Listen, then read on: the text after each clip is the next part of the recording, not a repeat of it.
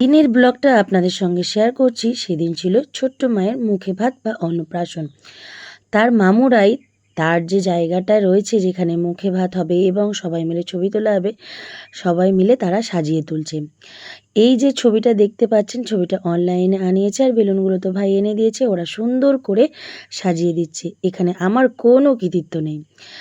তারপরে ভাই চলে এসেছে নিচেতে, এসে সব মাশরুমগুলো ফ্রিজ থেকে বার করিয়ে দিয়ে দিচ্ছে। যেহেতু নিরামিষ রান্না বান্না হবে, বাড়িতে ঠাকুর এসেছে, তাই মাশরুম তো হচ্ছে। আর কি কি হচ্ছে সেটাও আপনাদের সঙ্গে অবশ্যই শেয়ার করব যখন রান্না বান্না হয়ে যাবে। রানীরা চলে এসেছে সকাল সকাল, মটর সেদ্ধ নিচেই হয়ে গেছে। আর এইখানে রানীরা বসিয়ে দিয়েছে আলু, কারণ সকালে সবার জন্য হবে ঘুগনি, নিরামিষ ঘুগনি হবে। আর এদিকটা রান্না বান্না হবে আর এইদিকে রাখা হবে সব জিনিসপত্র। তো ঠাকুরও একটু প্রণাম করে নিলাম। এই যে গৌরনিতাই ঠাকুর রয়েছে আর মেজ মামিমা সব পরিষ্কার পরিচ্ছন্ন করে রেখেছে।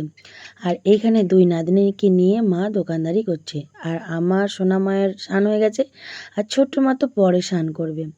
তারপরে ওদেরকে রেখে আমি যাচ্ছি আমার মামা বাড়িতে একটু সাজুগুজু করতে বোনের কাছে। বৃষ্টি পড়ছিল, তো আমি বৃষ্টি একটু একটু পড়ছে দেখে তবুও আমি বেরিয়ে যাচ্ছি, কারণ অনেকটা সময় হয়ে গেছে, দেরি হয়ে গেছে। তো চলুন সাথে থাকুন, আমি কী রকম সাজি আপনাদের সঙ্গে অবশ্যই শেয়ার করব।